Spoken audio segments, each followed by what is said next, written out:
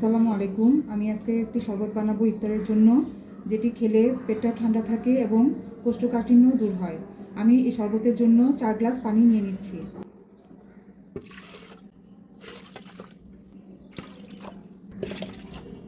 আমি শরবতের জন্য ইসবগুলের ভুসি, তোকমা, চিয়া সিডস, তারপরে শাহিদানা, পাপরিকা একসাথে মিশিয়ে তারপরে দিয়ে দিব। এখানে আমি 4 গ্লাসের জন্য 4 চামচ আমি দিয়ে দিচ্ছি।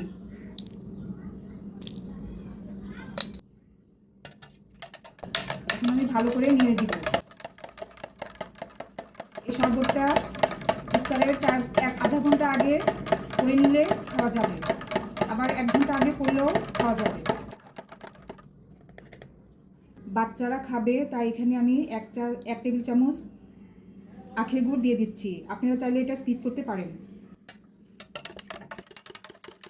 এই শরবতটা খেলে পেটটাও ঠান্ডা থাকবে, আবার কোষ্ঠকাঠিন্য দূর হবে। আপনারা একবার হলেও ট্রাই করে দেখবেন।